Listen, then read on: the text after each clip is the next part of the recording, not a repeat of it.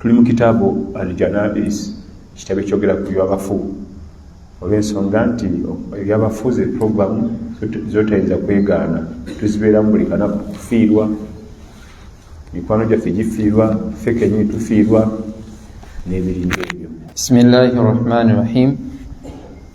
وعن معقل بن يسار رضي الله عنه أن النبي صلى الله عليه وسلم قال اقرأوا على موتاكم ياسين. حديث يتنسل نيو أباليرو يبقوم بصحابة النبي صلى الله عليه وسلم بميت معقل بن يسار مسجى من العراق بموت شبوكة بصرة شمك بوكة في العراق يلي صحابة النبي محمد صلى الله عليه وسلم. معقل بن يسار يغنو تريغريزا olwaleero hadithi gyetandise nayo naye nga wabyafaayo nnyo basahaba bannabbi sallallahu alaihi wasallam. Basinkana ne nabbi sallallahu alaihi wasallam e Madiina, muvubuka omuto naye gatta ku umma ate nga yali munnamagye naye banga yatugasa mu ntalo ne nabbi Muhammad sallallahu alaihi wasallam. Era yakkirako yaliko sababu nuzul aya Allah okuseteekerega nti wa idha talaqtumu nisaa فبلغنا أجلهن فلا تأضلوهن أن ينكحن أزواجهن إذا تراضوا بينهم بالمعروف. معقل بن يسار يتوم جالوين موتلكا نويت بانغ ديني bayawukana naye nga emitima gyombiriri gikyalumirirwa mungana, ng'omwami ayagala mukyala we n'omukyala ng'akyagala okudda ewabba, ne baga nti tekikirizibwa kuddingana mu bufumbo ate wamuta mwayawukana. Allah n'asetteeka nti oba wate omukyala nemwawukana naye nemukisanga nga ate mukyasobola okugenda mu maaso, oddamu n'omuwoowa, tekirina buzibu, oddamu n'omuwoowa naye lwakuba oba owa mukyala mupya so si nti ozza buzza mu nnyumba, oddayo kwogereza bupya nosinkana bazadde ne balaba oba naakuba muwala gwabwe olwokanya bakkiriza okukuzaala mu lujja oba mupya kati balyoka bateekateeka omukolo nojja ne tubawa. Yali sahaba ono Ma'qal bun Yasar yali yayawukana n'omukyala naye ng'omutima gwe gukyayagala omukyala ate nekisangibwa nga n'omukyala naye asula eno omutima. Allah nakkiriza badde babawoowe mu Suratul Baqara. Nabbi atugamba mu hadithi nti iqra'u ala mautakum Yasin, musomere abantu abafu oba abagenda okufa al-muhtadhar, abasemberedde okufa suratu Yasin. Mu hadithi eno mulimu obujuzi obulaga nti kikkirizibwa okusomera Quran omuntu singa omulabamu embeera nga alimu obufu nti oba naatera okufa. Naye si Yasin yokka kubanga hadithi si ntuufu, wabula kikkirizibwa okusomera Quran ewali omulwadde omuyi, kikkirizibwa okusomerawo Quran wonna essula gy'oba osobodde. Faqra'u ma tayassara min al-Quran, osomera kiba kikwanguyidde. Ayinza okuba nga aliwo mu kaseera ako nga manyi Naasi na Falaki, gy'aba asoma, kubanga okusoma Quran owali omuntu oba nga omulabyemu obufu nti malayika zigenda mujjamu omwoyo, kiina embeera gyekyanguyiriza omufu okuba nti emikolo giba soft, tasanga nnyo okukaluubirirwa. Okusoma Quran ekifo kyonna kyoba osanze nga tekikwanguyira nekijja kisangiriza nti malayika zimujjamu omwoyo, omuntu afuna ayanguyirwa, kubanga omwoyo okufuluma mu bode si kyekimu ku bintu ebyokusaaga, lugendo luwanvu nnyo nnyo nnyo, n'entyo zibaawo, obukoowu buba bw'amaanyi. Kati okusoma Quran kimwanguyiriza okuba nti guvaamu bulungi, kubanga tuba tukuliyetinze situation esemberegana nnyo ne Allah tabaraka wa taala. Bwe kiba nga waliwo omanyi okusoma Quran ekifo kyonna kyaba asobodde, so si surati Yasin, naye ekyo kikolebwa ku mulamu nga tumulabyemu obuufu obw'okufa. Iqra'u ala mautakum Yasin, musomere abafu bammwe twalaba nti ekigambo mawtaakum bwe kijja mu ahadith ategeeza almuhtadirin, abantu bwe tulabye tebaliko obufu bw'okufa, oba mulabye atandise okukanuka amaaso, aliko kikuba mukono, aliko kiyiriitira, kubanga malakul maut tayingira mu kafo okujjako nga tunatutya. Malakul maut bwayingira mu kafo, naffe abatali mu pulogulaamu ya kufa naffe tutiiramu, si kitonde kya kusaaka. Abaliwo mu kaseera ako bonna bajjula enkikwe, omugenzi yennyini ateekebwateekebwa okufuuka omugenzi atya n'abamuliraanye, kubanga si kitonde kya kusaaka. Qul yatawaffaakum malakul mauti alladhi wukkila bikum, bagambe gwe Nabi Muhammad sallallahu alaihi wasallama abajjamu emyoyo ye malakul maut, oyo gwe nakwasa ogwo yajjamu emyoyo yaffe, naye si malayika yakusaaka. Nabiyuna Muhammad sallallahu alaihi wasallam bwe yagisanga ng'agenza okimya essala ng'ewumuddeko awo, n'agitolera salaamu n'egaana okuddamu salaamu. Nabbi n'abuuza Jibuliiru nti ate ono, namugamba nti malakul maut, ye malayika w'ebyokufa. Kati malayika Jibuliiru n'agamba oli mukozi we, kubanga malayika Jibuliiru yakulira bamalayika, namugamba gwe ssebo, ddamu salaamu ya nabbi wa Allah. Yali aganye okugiddamu kubanga salaamu etegeeza mirembe, ate yetayinza kujja mu maaso go najja na mirembe. Kati bw'agamba nti wa alaikum salaamu, nawe emirembe gibeere gy'oli, abanga kwenya girwa nga talina wayingira kujjako nga lekawo biwoobe miranga. Naye Mukama we bwe yamulagira Jibuliiru kwe kumugamba nti wa alaikum salaamu, naye yali aganye ogiddamu kubanga tayagala kukola bufuusa, ye taliiko mirembe, emirimu gye gyonna giri taafu. Kati nga lwaki akukwenyakwenya nti nawe emirembe gibeere gy'oligirwa? Tusaba Allah tabaraka wa taala ekitonde ekyo bwe kiriba kitukimye tugende ng'atusiimye. Ddamu hadith. وعن معقل بن يسار رضي الله عنه أن النبي صلى الله عليه وسلم قال اقرأوا على موتاكم ياسين. تقول حديث سينتوف وولا اجتوفوا وكذبوا كسميرا ولي مبدئ القرآن الكريم اجتوشي كذبوا اجفوشنا شو سود من القرآن. نعم. وعن أم سلمة رضي الله عنها قالت دخل رسول الله صلى الله عليه وسلم على أبي سلمة رضي الله عنه وقد شق بصره فأغمضه ثم قال إن الروح إذا قبض تبعه البصر، فضج ناس من أهله فقال لا تدعوا على أنفسكم إلا بخير فإن الملائكة تؤمن على ما تقولون. ثم قال اللهم اغفر لأبي سلمة وارفع درجته في المهديين وافسح له في قبره ونور له فيه واخلفه في عقبه. حديث يكبري يفكم شارع ومتى أم سلمة. أم سلمة mu Luganda gweta Mama Salama, manyaga g'obuzaale ye Hindu binti Abi Umayya. Hindu binti Abi Umayya radiyallahu anha, munna Makka, azaalibwa Makka, omu ku bakyala ba Nabi Muhammad sallallahu alayhi wa sallam.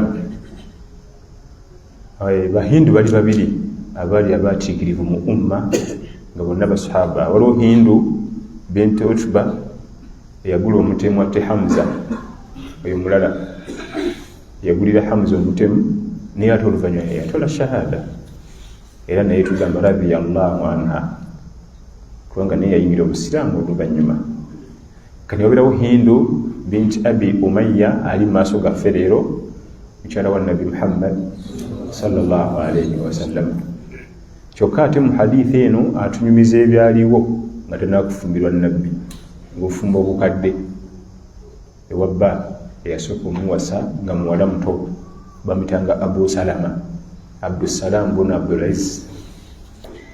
Abu Salama yali baawe okusooka kubanga teweerabira nti bakyala ba Nabbi sallallahu alaihi wasallam abasinga yabafunanga bava mu bufumbo bulala kubanga Nabbi yali sympathizer nnyo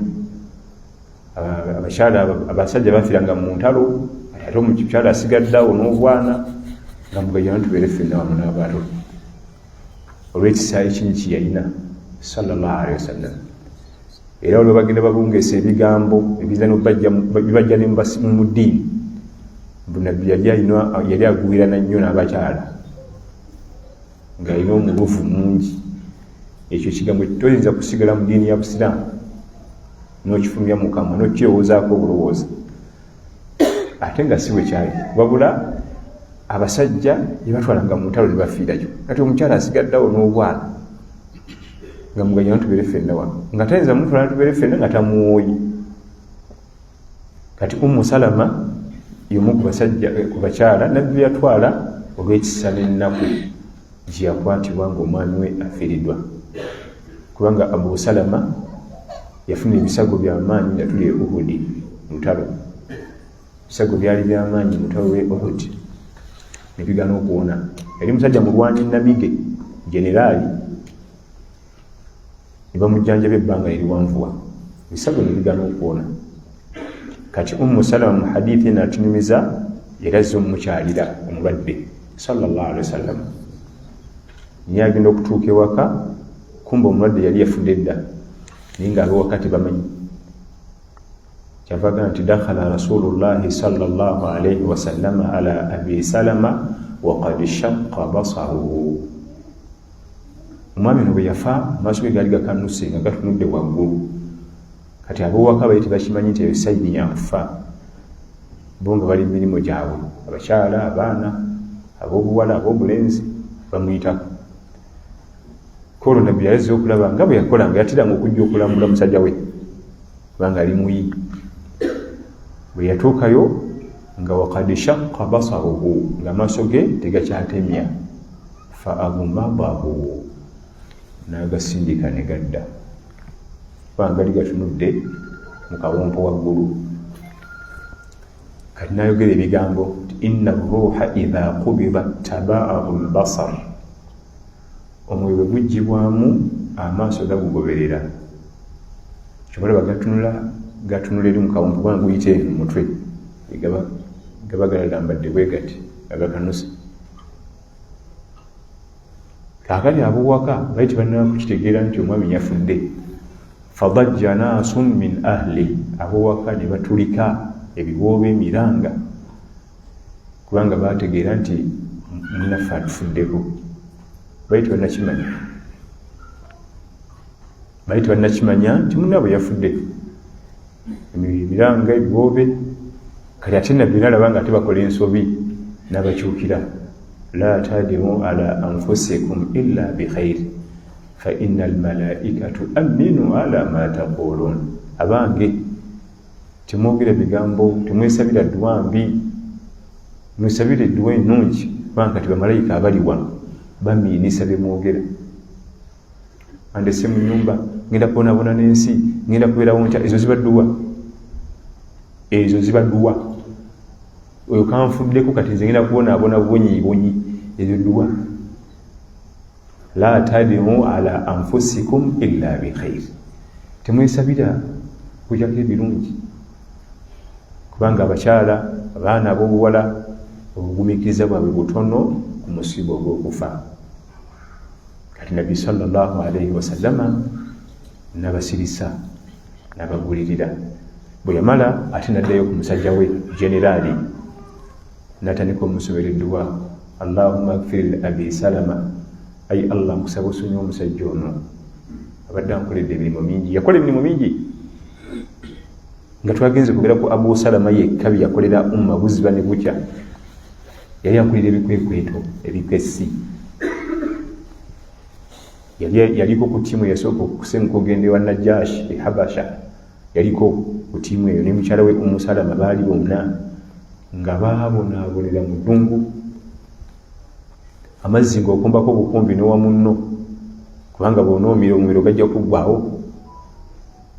bana ene dini fino tuzanyira abo basajja kwe yasookera bayita mu buzibu obutagambika amazzi kukombako bukombi bwowutako eddungu olimanyi mulakasira nyonta nesu otuzi tutono kombako buki omumiro gweweeremu katono n'omulala kisobola okutuuka gye tulaga naye nga amazzi ge bagamba okukombako nga n'omu tegamumala singa basazewo okuganya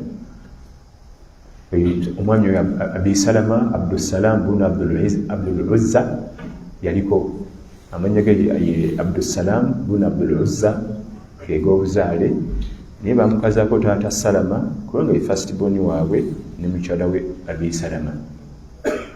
Nabbi n'amusomera edduwa, ayi Allah omwami omusonyiwe mugaziize entaana ye wafsahu lahu fi qabri, entaana ye gigaziye wanawwiruhu fi muteremu n'ekitangaala musitule eddaala warufau darajatahu fi l-illiyin muteeke maddalahu waggulu mu jana akagambo akasembayo kulluwa kekewunyisa wakhulufuhu fi aqibihi famire ye eno gyalise ku duniya gisikizeemu omuntu omutuufu obwana buto yamulekera obwana buna buto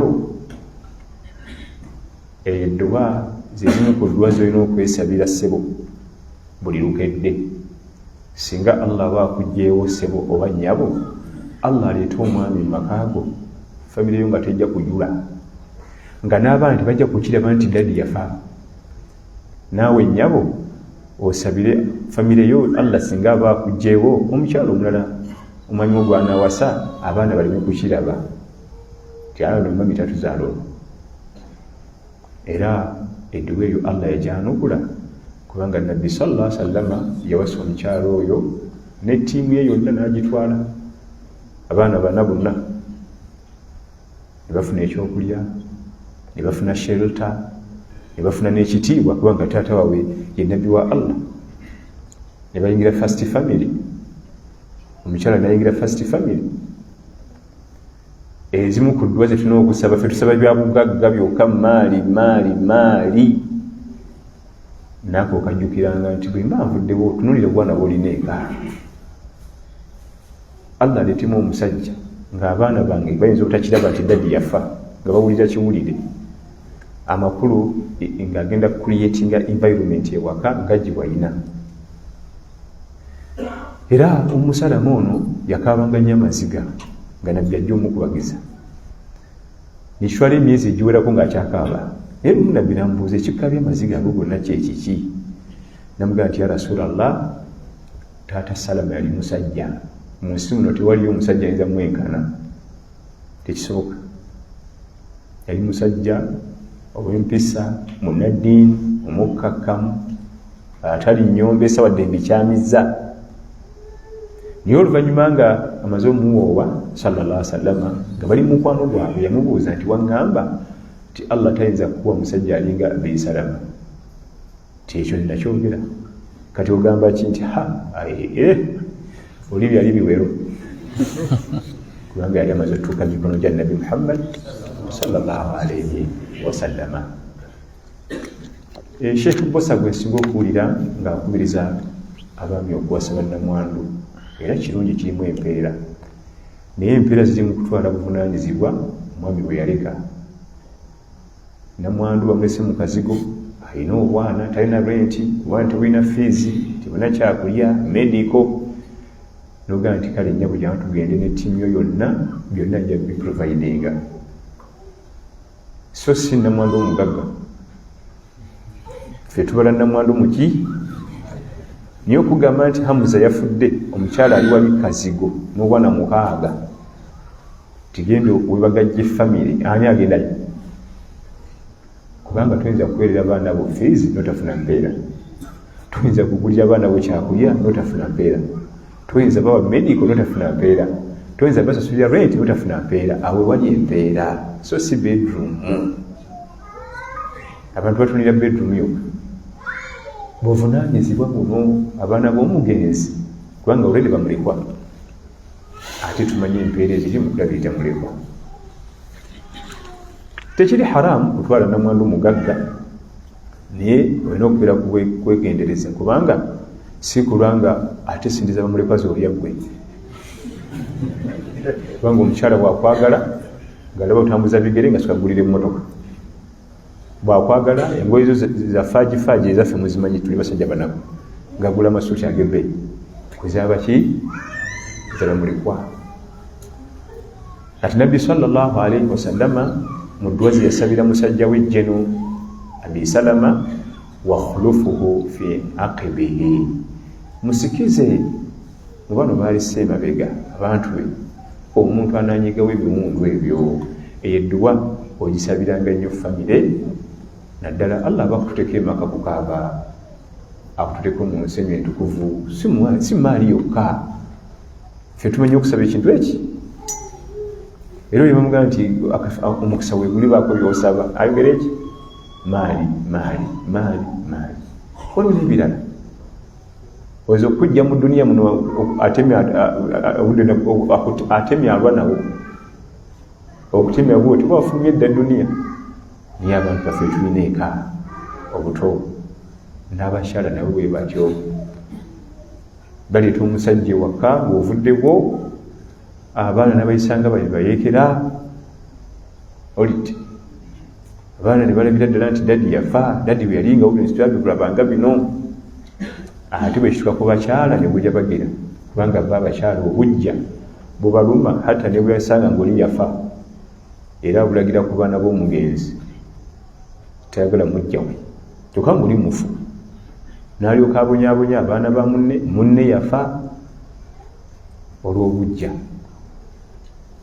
kati n'omukyala asomeddwa nti ayi allah bonzijeewo sikiriza wano omukyala nga abaana bange n'omwami wange tebagenda kujula nga nabbi sallallahu alaihi wasallama bwe yasomera edduwa eyo abi salama ebyokuyiga ebiri mu hadithi nkuyanja ekisookera ddala bakulembeze b'obusiraamu bamufuti ba amir okulambulanga abantu babe ba imaamu abalwadde ku byalo balambulanga kubanga nabbi sallallahu alaihi wasallama ku kitiibwa kye kyayina yandibadde alambula abalwadde naye yajjanga buli kaseera okulambula musajja we abi salama lwakuba ku olwo yasanga afudde ekyokubiri kituyiga mu hadithi bw'oba gw'osoose ku mayiti ng'eriko emirimu egy'okukola kisooka ogikole bwe yamulaba nga amaaso gakanuse fa agmabahu n'agasika n'agaza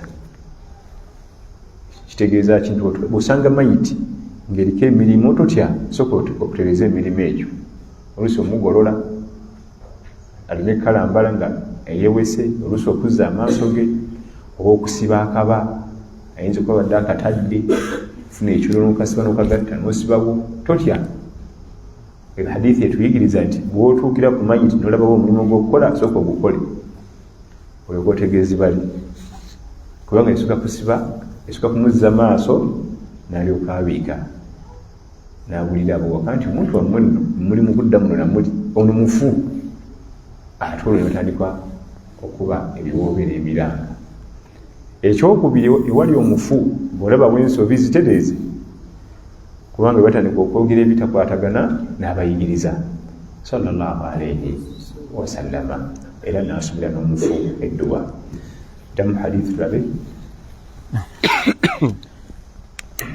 وعن أم سلمة رضي الله عنها قالت أم سلمة تقول أمانيا قابو بزالي يهند بنت أبي أمية أظن قريش كتش من النبي صلى الله عليه وسلم نزال يوم مكة المكرمة رضي الله عنها إن شاء الله النبي محمد صلى الله عليه وسلم أهتم مسلم سوا أمة يريم إلى نبينا بتسمى السوا زنو يا بتقولي نعم دخل رسول الله صلى الله عليه وسلم على أبي سلمة رضي الله عنه أبي سلمة قال من يجي عبد السلام بن عبد العزى إلى نيم سجى قريش هذا مكة المكرمة يلي مرواني النبي دا علي نيوكو يسجري وسجى النبي محمد صلى الله عليه وسلم وقد شق بصره فأغمضه وقد shaqqa kitegeeza kwatika kubanga amaaso we gaba nga tegakyatemya kitegeeza gaatise fa agmadahu n'agazza ثم قال إن الروح إذا قبض تبعه البصر. إن الروح mazima ddala omwoyo idha qubida bwe gugibwamu tabi'ahu oba taba'ahu fi riwayatan waliwo ensoma bbiri awo taba'ahu oba tabi'ahu albasar kubanga omwoyo kisooka okulabika gulabwa olwa bagujja mwana adamu agulaba nga batwala emaali ye kwe kugigobereza amaaso alabe wa gyeraga. Naam. فضج ناس من أهله. okubwatuka kwa miranga mu bantu abali waka bukaaba nga batidde bafunye amawulire okufa kw'omuntu waabwe. فقال لا تدعوا على أنفسكم إلا بخير فإن الملائكة تؤمن على ما تقولون. ثم قال اللهم اغفر لأبي سلمة وارفع درجته من المهديين وافسح له في قبره ونور له فيه واخلفه في عقبه. ونور له فيه ekyo kirimu obujulizi obulaga nti entaana ebamu enzikiza n'ekitangaala. Ekitweta mu mizikiti nga gino tugende madarasa kusaalako tunene katangaala mu kinyi ekyo. Nolaba omukyala nakulabikira bulungi n'omwerekereza onoonya katangaala mu kinyi ekyo. N'ozuukuka ogende ku salaati subuhi oluusi omulimu bava obutayimbwa n'oguma oluusi enkuba etonyetonye n'oguma onoonya katangaala mu kinyi ekyo. Wanawwiruhu fiihi muteremu akatangaala mube enzikiza omwetagambiga sala ya rabbi atuwa ekitangaala. Ate anaafuna ekitangaala mu ntaana ejjana bagimaze kubanga ejjana ekwatagana butereevu n'entaanayo embeerayo mu ntaana. Entaana bwegaana n'akhira ebegana. Entaana ekwatagana butereevu n'akhirayo sala ya rabbi atasasina. Bwe tubanga tutuuse eno labanga biyiseemu alhamdulillah entandikwa eba y'amaanyi. Bwe bigaana guzikiza n'akhira guzikiza. Bwengambira abavubuka abato okwegendereza abakyala kugwira noono n'oli ojja kugwira bwiriri mu bikola by'obwenzi. Osobola okugumako osobola okumanyiriza omutima gwo okuguma nga tugwiranye n'abakyala kisoboka lwakuba kirimu kasitiiru kangi n'okugumira ddala. Naye ate bw'okimanyira ne wayita emyaka 3 nga myaka egyo gyonna 3 ogumye ojja kunoonya ompa ekirabo oba ogenda kuwangala obulamu bulimu emirembe inshallah. Nga ne bateekawo 6 tunakuba tunule muwange gyali alika. Ekitali ekyo ensobi ziba nnyingi. Ekyokubiri abavubuka abato tubakuutira omuzikiti. Besooka omuzikiti oguteekewo sala zonna 5 ziteeke ku muzikiti. Omuvubuka omusiraamu kasayisamba omuzikiti buli kimu ajja kukikola. Tajja kulekayo zambi neeri zikilaabu emyenge buseegwe bete bikyalina bikantu mu bulamu bwo. Era gegenda mu kibuga Kampala otuulira abavubuka abasiraamu abanyiba omwenge bwojja okusanga nga amannya ga kisiraamu nga mutamiivu bujuuju talinnya ku muzikiti. Kiba kizibu okugenda ku muzikiti emirundi 5 7 ate n'okwata ku jjuba. Kiba kizibu pozi nga bakutonda mu lwazi. Kiba kikalu omwezi ne gugwa wali n'omulala nti omulengero lyali omutamiivu nti essola zonna 5 tuba naye ku muzikiti kizibu. Byogendo batunuulire betulina abamu ne banene mu ggwanga wano ne batamiivu kiki kwesamba masjidi. Gwe sooka masjidi ogiteeke oba birala biganye wali buzibu yo masjidi ebeerewo. Buli masjidi weebanga ogikuumye insha Allah obulamu bwo obukuumira bwetolera ku muzikiti era ebirala inshallah biterera mpola kimu ku kimu. Naye kasita weesamba mu muzikiti teri kijja kulema. Sala tugeeze ya Rabbi. وعن عائشة رضي الله عنها أن رسول الله صلى الله عليه وسلم حين توفي سجي ببرد حبرة. Mshala wa Nabbi Aisha radhiyallahu anha kadati yatusomesa omukuba kyala ba Nabbi sallallahu alaihi wasallam taga Aisha muwala wa Abubakar Siddiq radhiyallahu anha enzala y'omu Makka era naye yali mukyala mu Quraish agatta kabira nebba sallallahu alaihi wasallam.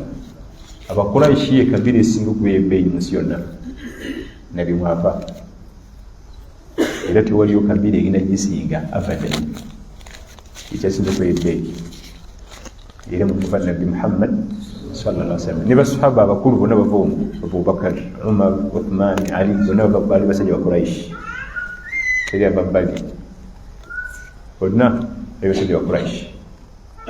Abakuraishi bava Makka ekabira abiranga Makka inamba wanu mu nsi yonna tegwa bbeeyi era terigwa naye kati zaabula tezikyamanyikiddwa nebogende Warabu nogaa nti muleke ku Bakuraishi intermarriages zijja ne zitabula dunia bano bagenda kukolayo kyeyo naki byonna nekisinga bati nebibabulako ate Allah n'abibuuza nga yonna ensonga ze yandibadde byeta shiriki oluusi n'okuzimba fe banene fe bakulu.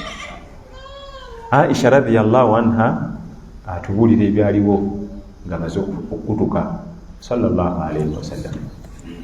Teweerabira nti Nabbi sallallahu alaihi wasallama ng'abula akaseera katono nnyo afe yali aseetinze ejje erigende Rum okulwana nga likulembeddwa sahaba yitibwanga Usama bun Zaid yali musajja muddugavu kyokka ng'ate tineeja myaka 19 weewunye nga yakulira Abubakar, yakulira Umar, yakulira Osman, yakulira Ali, yakulira Khalid ibn al-Walid. Abo bonna bajjeno ate baalwana dda entalo baalwana dda ebbadiri yani ng'onatono yali muto tannakula kubanga ebbadiri Usama bun Zaid yagenda bbadiri yali muto atakkirizibwa kugenda mu lutalo Nabbi namukasa ejje lyalikulembere bagende Rum naye omu ku bakyala abaali bakalabalaba bakagezi munnyo bamitanga Ummu Ayman n'agamba Nabbi Muhammad sallallahu alaihi wasallam nti abantu bano bagala batuma oli muyi yali mulwadde muyi nga n'okobula tekyasobola namugamba nti abantu bano bandirinzeeko okusimbula nomala okusuuka kubanga tesaazi zino oli muyi ate mu Madina mulimu abalabe bo kubanga yinamu abannanfuusi naye ejje litwala banene bonna bakukuna bonna bagendera kujja Nabbi n'alagire basooke balindemu okusimbula naye ne basigala mu kampu ate enkera yafa bufi era Ummu Salama n'aba nga yali yazannya roolo nnene nnyo mu katundu ako kubanga bannanfuusi bakimanya nti Nabbi afudde sallallahu alaihi wasallama bo ne batulirawo miitingi balonda dda mu bigere kulwaki yali abafuzi emyaka 10 ng'ate mugwira aga nti kati addako mu baana bafa abawa tutagala kigambo kirala nga bwe ekifaananyi kiyinza okukusiigira abadinka bajja wano olw'entalo ne bukya ku makya nga pulezidenti mudinka najja atukulako ate emyaka 10 kyokka ne bagamba nti naddako muki nkulabira wano Muganda nyinza okulabira embaga kati n'abantu abannanfuusi bali b'e Madiina era nga ekyaleeta obunnanfuusi Ntebe musajja tumubudamizza naye baagala kumutta adduseeyo tumuwadde obutuuzi mbu ate kati yatufuga kati kaafudde kano omwana adda ku ntebe alina kuba mubaffe wano era Ummu Salama yali akimugambye mu Ayman mama Ayman nti Abubakari ba Umar bona bagenda singa mawulire gakyukamu ng'abo bali wala bano abalabe bo bawadde omwagaanya era olwamanya nti ne byakutuse olukiiko ne lutuula kubanga Abubakari bali mu kampu natuukawo kampu eyo yali egumbye ng'erinda kigambo eki oda basimbule eyandibadde nga oda ate kwali kubiga nti nabiyuna Muhammad sallallahu alaihi wasallam getwakasembayo okufuna akutuse. Kampu n'ennyuguga kati bonna ne bakwata ensolo ne bazivuga nga zidda Madiina. Bw'obanga wali okuze ku hijja ne umura Dhul Hulaifa wetwambalira hirami nga tugenda mu mikolo, waliwo oluguudo olukwata ku right, lukwata n'ogenda mu kafaako kampu eyo yali bali bakampinze bweru wa Madiina we basula balinze ekiragiro ekibata okubiwa Nabbi sallallahu alaihi wasallam. Kati ate Abubakar bwe yatuuka ewali Nabbi sallallahu alaihi wasallam hadithi eno ya Aisha radhiyallahu anha nti anna nabiyya sallallahu alaihi wasallam sujjiya bi burudin hibara. Nabbi sallallahu alaihi wasallam yamala okufa yabikkibwa olugoye olwa strips yenna okuva ku bigere mpaka ku mutwe ng'akabonero akalaga nti bwe tumala okimanya nti omuntu waffe afudde alina okubikkibwa yenna, tewali kasigala bweru, si mukono si bigere si feesi. Ekyewuunyisa hatta n'abatali basiraamu bakimanyi. Era bw'ogenda mu ddwaliro osanga omulwadde olina nga bamubisse mu mbikka eyo, manya khalaas ekisookerwako kasita tufuna amawulire nti ono akutuse nti yenna alina okubikkibwa, taddayo okulabibwako wadde. Tulaba nti muntunuulidde wano bwemala okutuka tiwalekkirizibwa kuddayo okundabako mu mmwe wano, tujjako ba family members ate si bonna abali close. Lwaki obusiraamu bwagala nnyo okukuuma ekitiibwa ky'omuntu? Kubanga mu kufa kwaffe twawukana, waliwo abanyiiga ate abamu mweffe tebasirikira teyakusaba emisajja yanyiiza oba kiki agenda abungeesa eŋŋambo. Kati obusiraamu bwagala bukuuma ekitiibwa kafeesi ke twali tumanyiko kali aka smile ke twatusigaza. Kati bano ab'eŋŋanda ze ziri close tebajja kubyogera, mutabani we oba muwala oba kitaawe eba nnyina, manya nti mutabani ba feesi ako kenyiiza ako balayika alina obuzibu gy'alaze akomaawo ye, naye ab'ebbali agenda abinyumya. Kati hadithi etuyigiriza okuba nti olumanya nti omuntu waffe akutuse sujjiya biburudin hibara yabikkibwa Nabbi sallallahu alaihi wasallam olugoye olwa strips. Nabbi yayagalanga nnyo engoye zirimu strips, ebikuubo ebisala bwe biti oba kapere biba bisalamu bwe biti ne bwe biti, si bwe bita kapere. Naam, damu hadith labe. وعن عائشة رضي الله عنها أن رسول الله صلى الله عليه وسلم حين توفي سجي ببرد حبرة.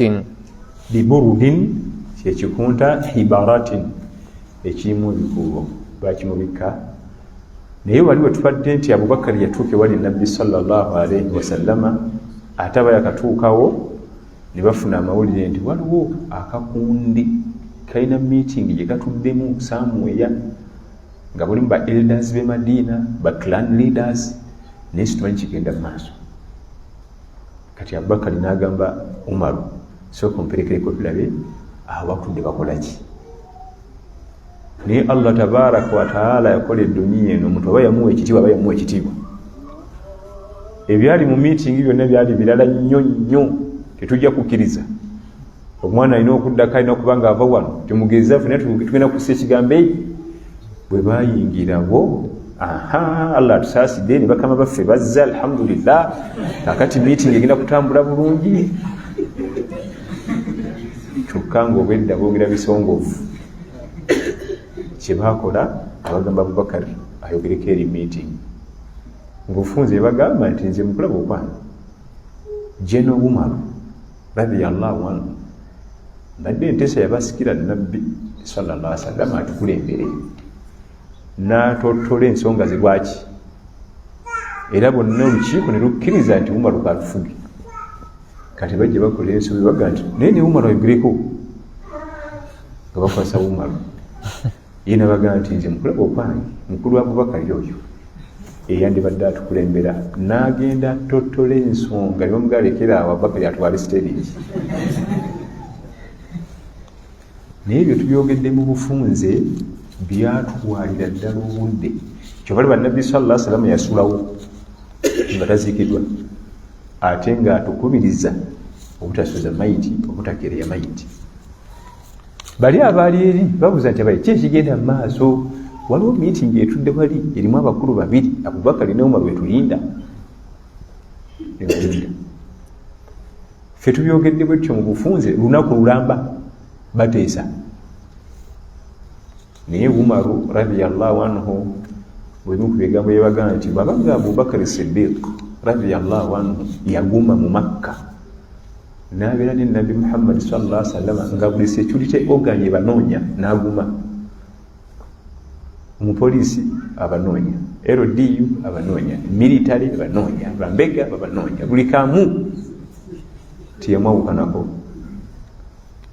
N'ekyo kyakusaaga nga bwe babakwatira mayiti tiyamwabulira. Kati nze bannange ndaba Abubakar ono n'obumalirivu obwo bwonna baatuka ku mpukumu bagenda okwebeka kiro, bagitukako kiro sanga 8-9 munda mulimu nzikiza. Abubakar n'agamba nti ya Rasulallah, kansooke nnyingire mu mpukumu nonkeberemu, muyinza okuba musiga omusota naye nga talina tooki akebeza ngalo. Ekyakusaaga ekyo siga bamukubeza n'engalo kubanga womukonerako akutemera. Bode ya siga yonna yakolebwa ng'eruma bwonna waguma buli sayidi. Sayidi ya siga bwokona wonna waluma. Naye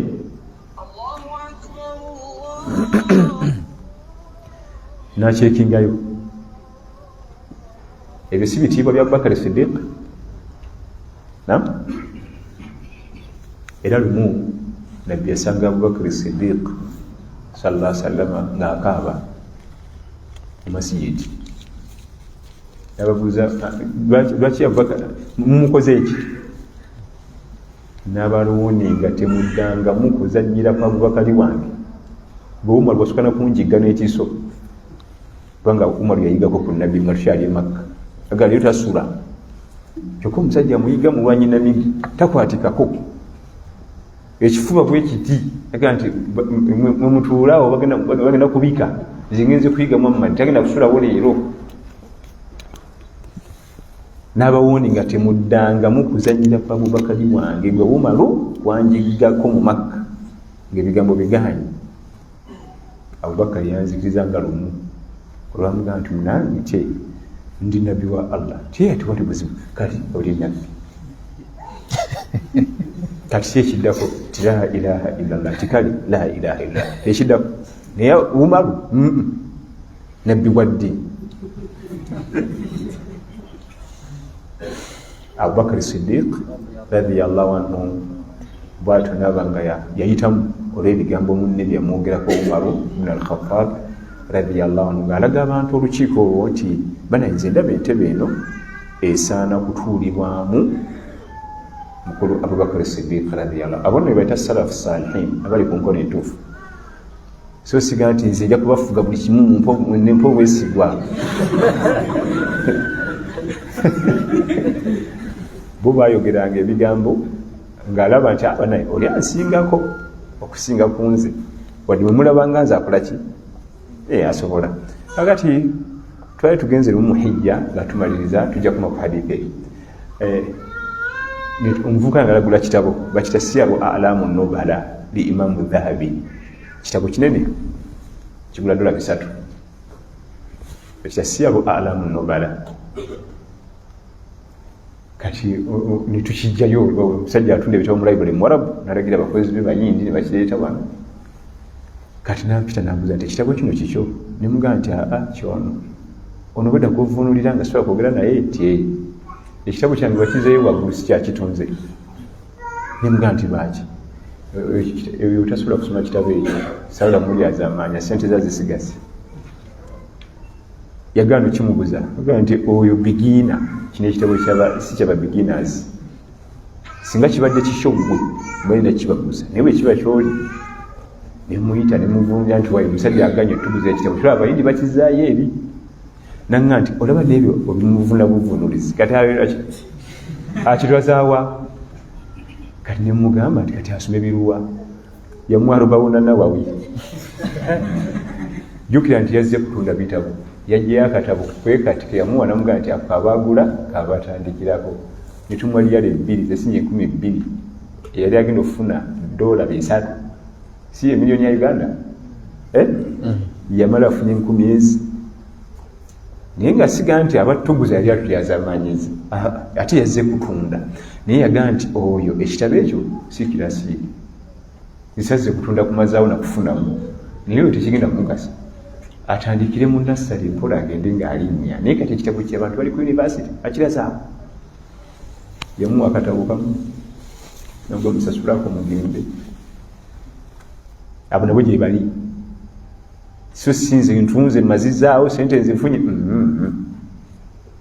bwe kiba kyono sibaguza naye bwe kiba kikyo yali amanyi kyange nimuga nti asi kyange kyoli sente zoli zinali nkyagala nekinemu okugula kubanga ekitabo kinene kyasente nyingi okikigula okipakira ne bwogenda ku neti n'okikibira siyaru alamu nubala ya Imamu Dhahabi aba mu Damascus Syria yali awandiika byafaayo byabakukunavu mu umma atandika na nabbi sallallahu alaihi wasallam namumala nadda kwa Abubakar Siddiq radiyallahu nagenda ku Umar bakukunavu bokka mpaka uyafiira naye muli ebintu bamutanga Imamu Dhahabi yalinga muyizi wa Ibn Taymiyyah bonna bava Damascus mu Syria wa barakallahu fikum wa jazakumullahu khair. Naam. Assalamu alaikum wa rahmatullahi wa barakatuh. Abaami mukomye okugabanga ennamba z'abakyala bammwe eri mikwano gyammwe abasajja kikeemo kinene. Kikola oza batamivu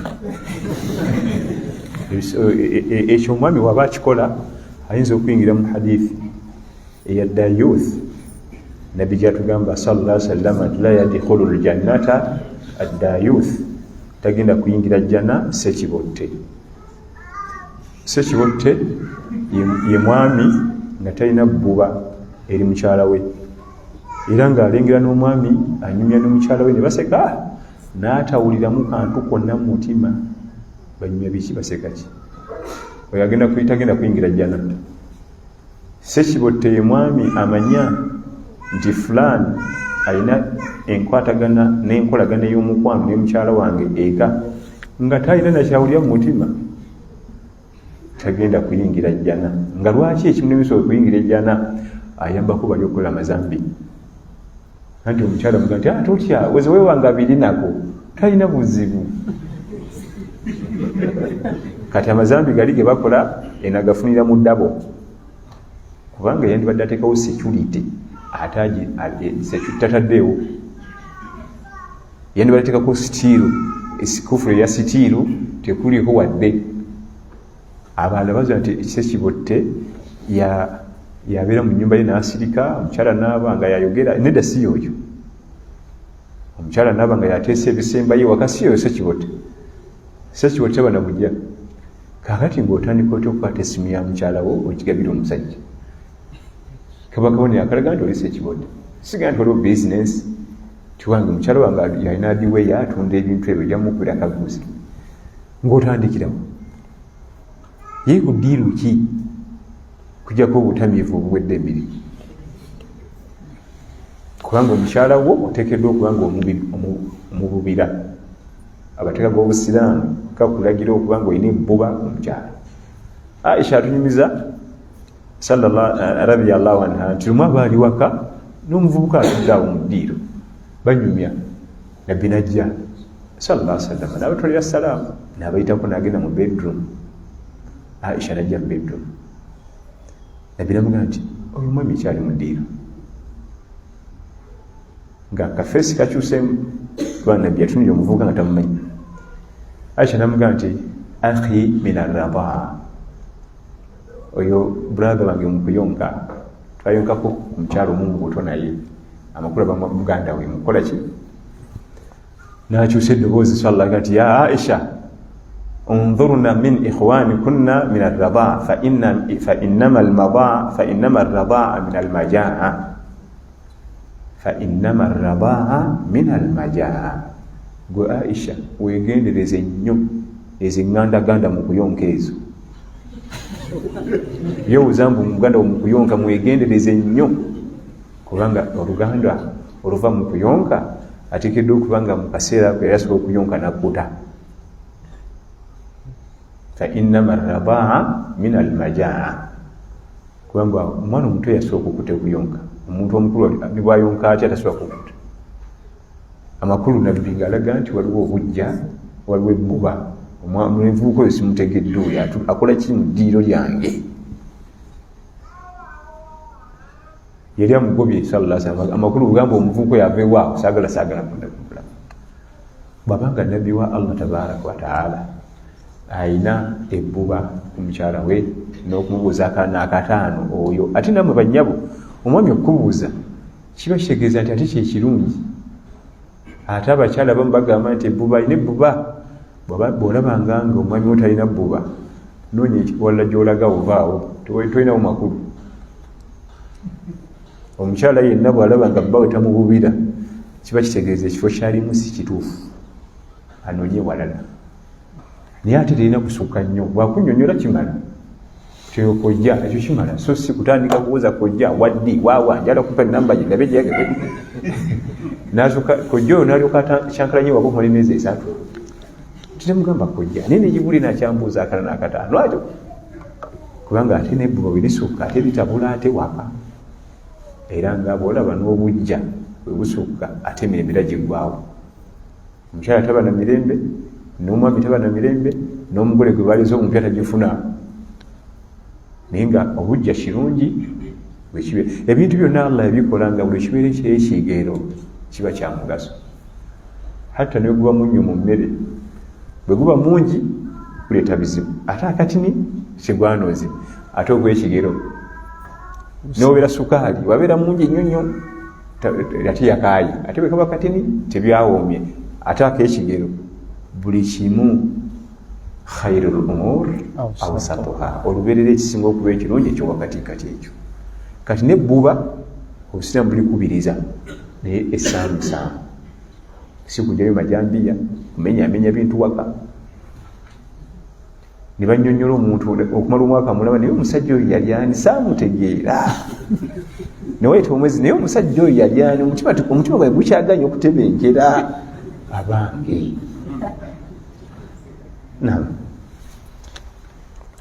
I am asking, what are the recitations made for the dead body as they are taken for burial? Are they allowed? If they are, what are they? Recitation is Zatikiz. Talakai. Hadithat al-Qain tuajisuma luli. Tuasuma hadithat al-Qain. Laqinu mautakum la ilaha illallah. Talqaini kitegeeza kwatuza omuntu agenda okufa.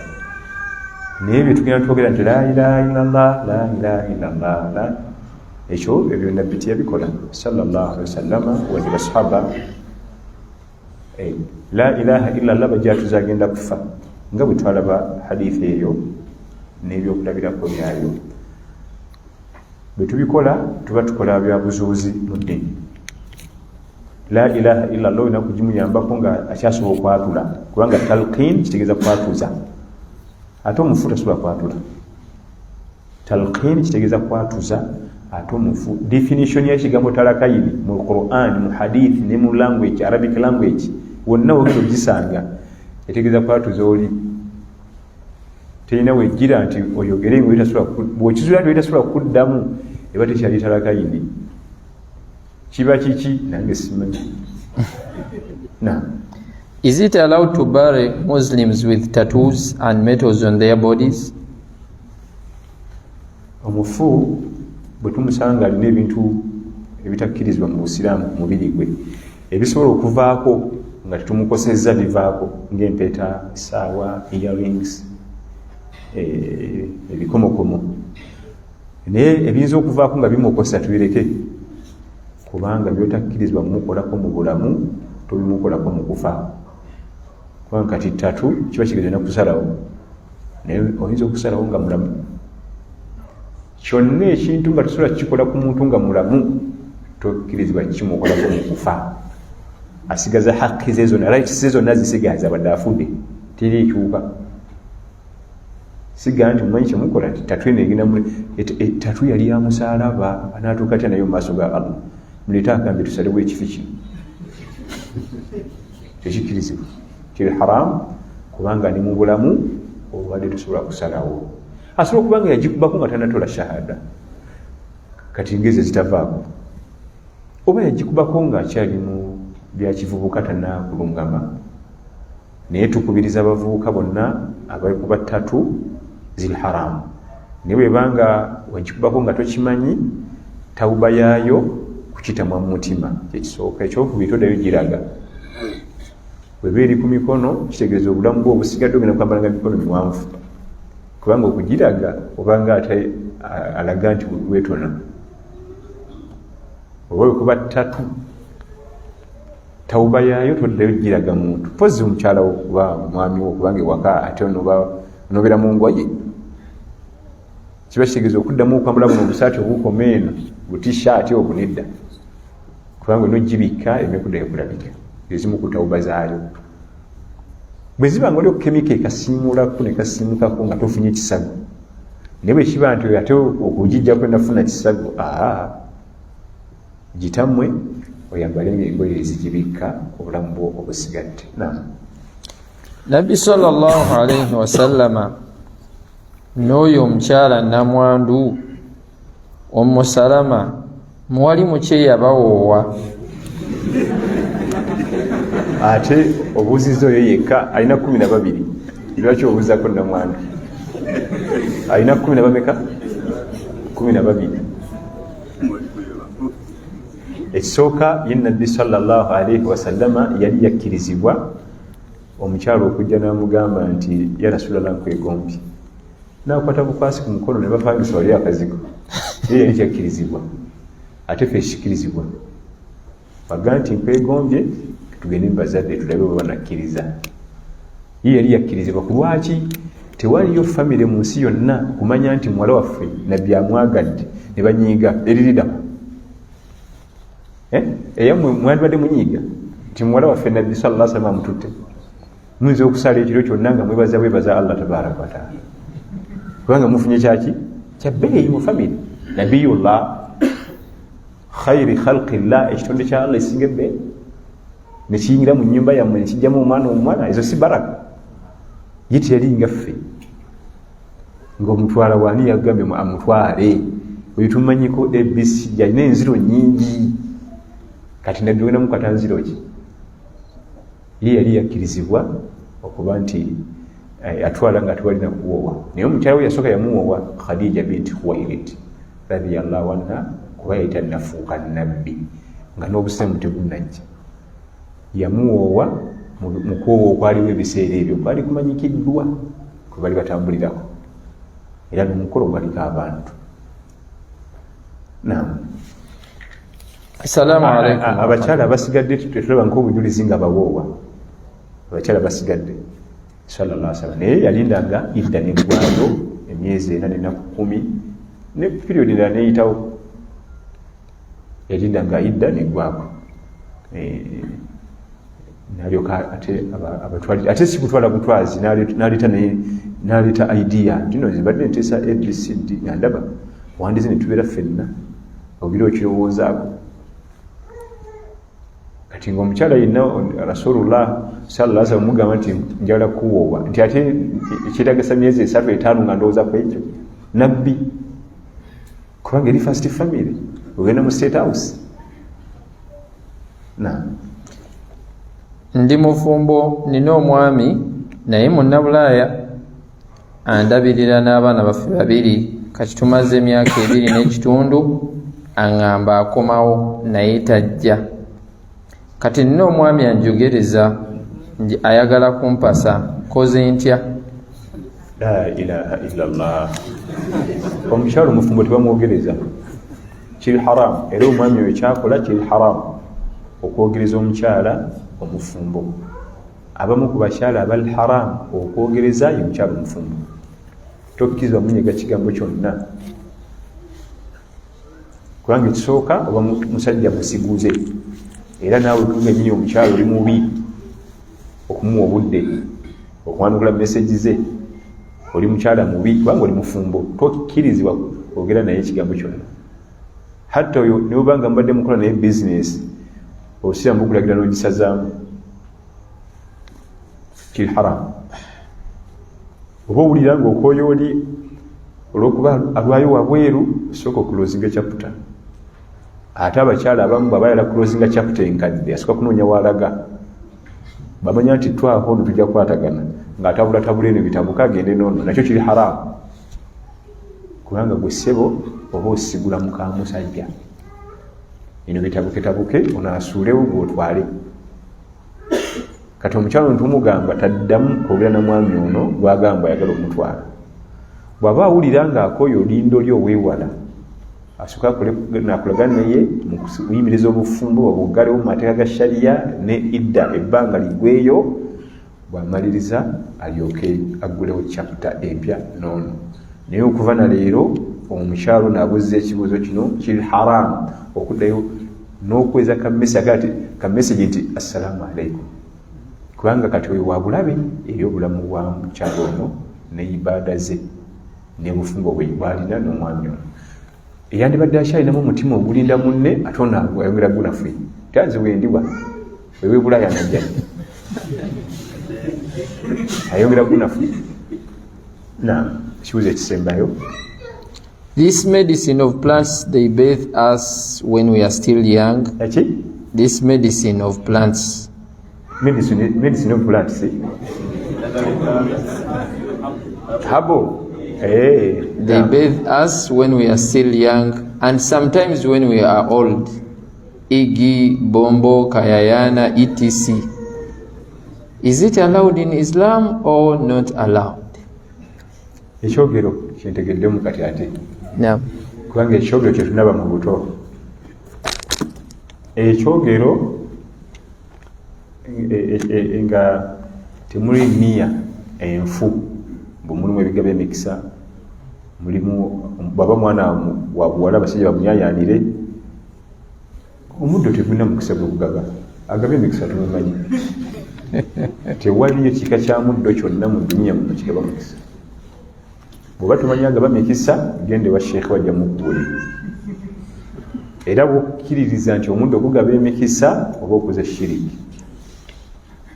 Wabula ekyogero ky'oku baana abato kirungi okutereeza olususu n'oddugumya eno jazze, kubanga oluusi ensusu zijja tezinaakumanyira eno jazze.